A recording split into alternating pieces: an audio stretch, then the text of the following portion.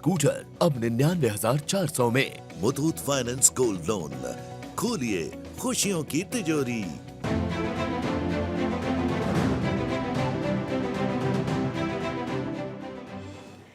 लाल किले से प्रधानमंत्री नरेंद्र मोदी ने 90 मिनट का भाषण दिया है। 2014 में जनधन योजना, मेक इन इंडिया का ऐलान किया था।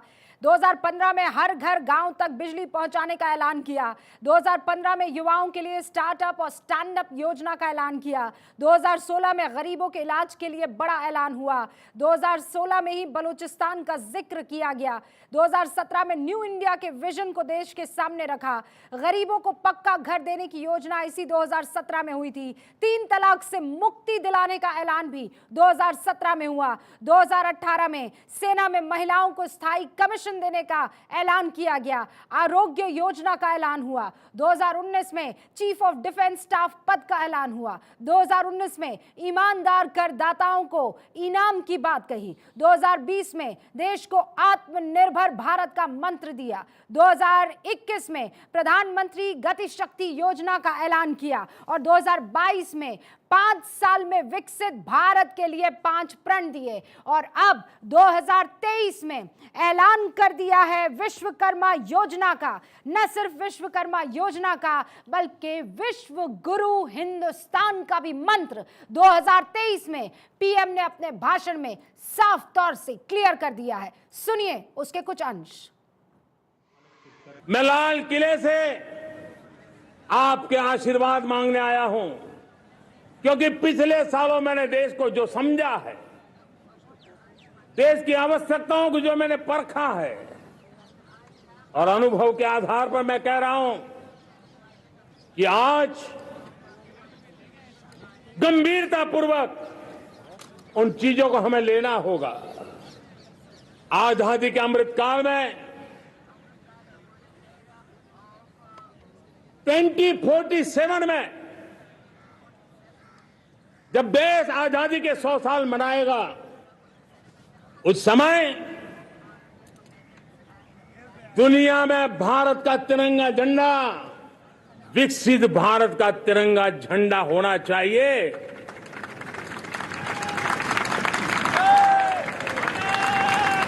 रत्ती भर भी हमें रुकना नहीं है, पीछे नहीं हटना है और इसके लिए शुचिता, पारदर्शिता और निष्पक्षता, ये पहली मजबूती की जरूरत है। हमें उस मजबूती को जितना ज्यादा खाद पानी दे सकते हैं, संस्थाओं के माध्यम से दे सकते हैं, नागरिक के नाते दे सकते हैं, परिवार के नाते दे सकते हैं, ये हमारा सामूहिक दायित्व होना चाहिए। और जब हम लोग 14 में आए थे तो हम वैश्विक अर्थव्यवस्था में 10वें नंबर पर थे और आज 140 करोड़ देशवासियों का पुरुषार्थ रंग लाया है कि हम विश्व की अर्थव्यवस्था में 5वें नंबर पर पहुंच चुके हैं। 2014 में और 2019 में आपने एक सरकार फॉर्म की तो मोदी में रिफॉर्म करने की हिम्मत आई। आपने ऐसी सरकार फॉर्म की कि मोदी को रिफॉर्म की हिम्मत आई और जब मोदी ने एक के बाद एक रिफॉर्म किए तो मेरे ब्यूरोक्रेसी के लोग, मेरे लाखों हाथ पैर जो हिंदुस्तान के कोने कोने में सरकार के हिस्से के रूप में काम कर रहे हैं, उन्होंने ब्यूरोक्रेसी ने ट्रांसफॉर्म करने के लिए परफॉर्म करने की जिम्मेवारी बखूबी निभाई और उन्होंने परफॉर्म करके दिखाया और जनता जनार्दन जुड़ गई तो वो ट्रांसफॉर्म होता भी नजर आ रहा है।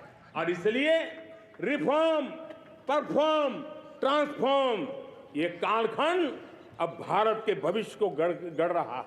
2014 में और 2019 में आपने एक सरकार फॉर्म की तो मोदी में रिफॉर्म करने की हिम्मत आई। आपने ऐसी सरकार फॉर्म की कि मोदी को रिफॉर्म की हिम्मत आई और जब मोदी ने एक के बाद एक रिफॉर्म किए तो मेरे ब्यूरोक्रेसी के लोग, मेरे लाखों हाथ पैर जो हिंदुस्तान के कोने कोने में सरकार के हिस्से के रूप में काम कर रहे हैं, उन्होंने ब्यूरोक्रेसी ने ट्रांसफॉर्म करने के लिए परफॉर्म करने की जिम्मेवारी बखूबी निभाई और उन्होंने परफॉर्म करके दिखाया और जनता जनार्दन जुड़ गई तो वो ट्रांसफॉर्म होता भी नजर आ रहा है। और इसलिए रिफॉर्म, परफॉर्म, ट्रांसफॉर्म, ये कालखंड अब भारत के भविष्य को गढ़ रहा है। मेरे प्यारे परिवारजनों, देश के पास आज एक ऐसी सरकार है, वो सर्वजन हिताय सर्वजन सुखाय, देश के संतुलित विकास के लिए समय का पल पल और जनता की पाई पाई, जनता की भलाई के लिए लगा रही है। और मेरी सरकार, मेरे देशवासियों का मन एक बात से जुड़ा हुआ है।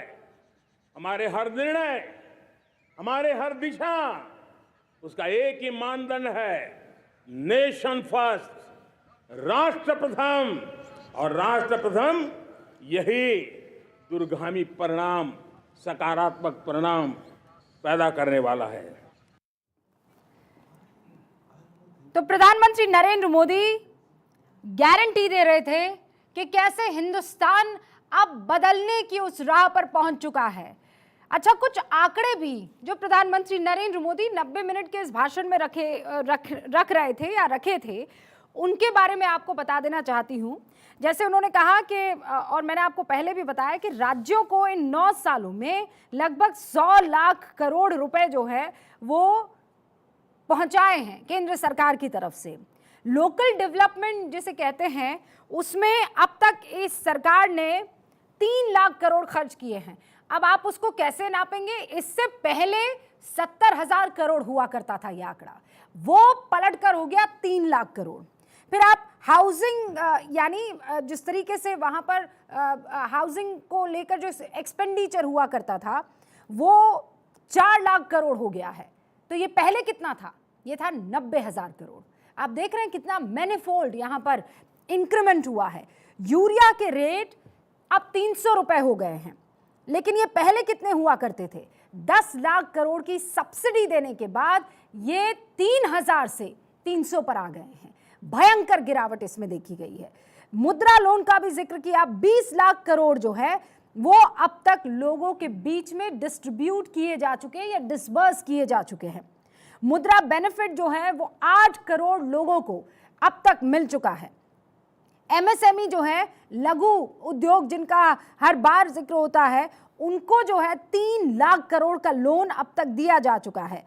1 रैंक 1 पेंशन, वो 70,000 करोड़ रुपए हमारे सोल्जर्स के बेनिफिट के लिए सरकार ने अब तक खर्च किए हैं। और ऐसे ही आयुष्मान भारत में 70,000 करोड़, पशुधन वैक्सीन के लिए 15,000 करोड़, जन औषधि 20,000 करोड़ लोगों को आवंटित किए हैं। क्या मतलब? उतनी दवाइयां, 20,000 करोड़ की दवाइयां जो हैं लोगों को दी गई है, बांटी गई है। और अब जो है 25,000 ऐसे आउटलेट्स हैं इसके जन औषधि के, जिन्हें बेहतर किया जाएगा, जन सुविधा के लिए बेहतर किया जाएगा। और ऐसे ही पीएम सम्मान निधि 2.5 लाख करोड़ अब तक सरकार की तरफ से खर्च हुए हैं। ये सारे आंकड़े आपको देना इसीलिए जरूरी है क्योंकि यहाँ पर प्रधानमंत्री नरेंद्र मोदी ने सिर्फ लफ्जों की सौदागरी नहीं की है या जादूगरी नहीं की है, उन्होंने जो अब तक काम सरकार ने किए हैं उनको गिनवाया भी है। और फिर कह दूं, ऐसा नहीं है कि सब बढ़िया हो गया है, अभी हमें बहुत सफर करना है, बहुत सफर तय करना है। और इसीलिए प्रधानमंत्री नरेंद्र मोदी कह रहे हैं कि अब हिंदुस्तान को चुनौती को चुनना होगा। हमारे साथ सारे खास मेहमान जुड़े हुए हैं। रविंदर सचदेवा, आपसे ये महत्वपूर्ण सवाल, अगर मैं इसको प्रैक्टिकलिटी के ग्राउंड पर आज परखने की कोशिश करूं या कसने की कोशिश करूं, कितना हुआ है, कितना होना है, या कितना कहा गया है, कितना मजबूती से हो चुका है? देखिए, जो आंकड़े हैं, इनफैक्ट मैं कम्युनिकेशंस पढ़ाता भी हूँ, तो हम इमेज मैनेजमेंट की जब बात करते हैं उसमें शब्द यूज होता है पीआर। ज़्यादातर लोग मानते हैं PR means public relations liaison etcetera. No, PR का मतलब होता है परफॉर्म एंड रिपोर्ट। तब आपकी छवि बनती है। आपकी छवि हवा में नहीं बनती, सब्सटेंस होना चाहिए। परफॉर्म करो और उस परफॉर्मेंस को रिपोर्ट करो। अगर आपने परफॉर्म कर दिया और दुनिया को पता नहीं चला तो फिर उसका भी कुछ फायदा हुआ, पर उतना नहीं हुआ इंस्पिरेशन जितनी हो सकती थी। तो प्राइम मिनिस्टर मोदी की आज जो स्पीच है और आप जो कह रहे हैं जो डेवलपमेंट्स हुई हैं, काफ़ी हुई हैं। बहुत हमें और डेवलप भी करना है अपने देश को। बहुत हमारी कमियां भी हैं, इम्परफेक्शंस भी हैं, परंतु जो अचीवमेंट्स हो चुकी हैं, जो परफॉर्मेंस हो चुकी है, प्राइम मिनिस्टर ने उसको रिपोर्ट किया है। और ये डेफिनेटली यस, ये दिखाता है, मेरे माइंड में एक आ रहा था, जैसे होता है जब कंस्ट्रक्शन हो रही होती है, मैन एट वर्क का साइन लगा दिया जाता है। तो आज की तारीख में इंडिया है नेशन एट वर्क। सर, ये कोई हवाई बात तो नहीं कर सकता है ना आप और मैं बैठकर कि हम देश की, दुनिया की तीसरी अर्थव्यवस्था बन जाएंगे। ये एक बहुत बड़ा दावा है। मतलब ये, इस दावे को आप देश के सामने, और ऐसा नहीं है कि 4-5 लोगों के सामने बंद कमरे में रख रहे हैं, और ऐसा नहीं है कि एक बार आपने रखा और हल्का सा पास किया और उसके बाद जो है भूल गए उसे। हर प्लेटफॉर्म पर आप देखिए प्रधानमंत्री बार बार इसको रिटरेट कर रहे हैं, बार बार इसका जिक्र कर रहे हैं। कौन सी वो ठोस ताकत है जिसकी वजह से पीएम इज सो कॉन्फिडेंट कि हम तीसरी अर्थव्यवस्था बनेंगे? श्योर, इफ आई में 2-3 चीजें हैं। एक तो ये देखिए, पास्ट परफॉर्मेंस भी इंडिकेटर होता है ना। तो भारत की इकोनॉमी जिस रेट से भी चल रही है उसको देखते हुए हम प्रोजेक्ट कर सकते हैं कि आने वाले वक्त में हमारी 6 to 7% जीडीपी बढ़ेगी। हमारा चैलेंज ये है उसे 8-9% बढ़ाओ। और तभी आप देखिए जो सारी बातें होती है सारी होलिस्टिक है ना। देश की development, women empowerment, education, skill, entrepreneurship, innovation, labs, agriculture, productivity, इन सब चीजों का मिश्रण जब ठीक से होगा तभी देश के अंदर क्रिटिकल मास आता है ग्रोथ का। तो अभी फिलहाल ये दिख रहा है भारत के अंदर ये जो सारे वेक्टर्स, अगर हम कहें, जितनी सारी कंट्रीब्यूट करते हैं देश की प्रगति को, डेवलपमेंट को, वो सब आंकड़े जिस हिसाब से चल रहे हैं तो इंडिया की इकोनॉमी शायद 7%, 8, अगर हम ज्यादा मेहनत कर ले तभी बात है। नेशनल कैरेक्टर बनाइए। बहुत सी ऐसी रेटिंग एजेंसी है 6.7 तक तो पहुंचा ही दिया है। हाँ, 6 और अगर 6.7 पहुंचा देंगे, मान लीजिए 7%, तो 7% अगर हमारी जीडीपी बढ़ती रहती है तो 2027 तक हमारी जीडीपी करीब $6 ट्रिलियन हो जाएगी। वो असलियत है। हमारी 2027 में 10 या 50 ट्रिलियन नहीं होगी, ओके, बट फिर भी वो बहुत अच्छा नंबर है। अभी हम मानिए 3.5 ट्रिलियन पे है।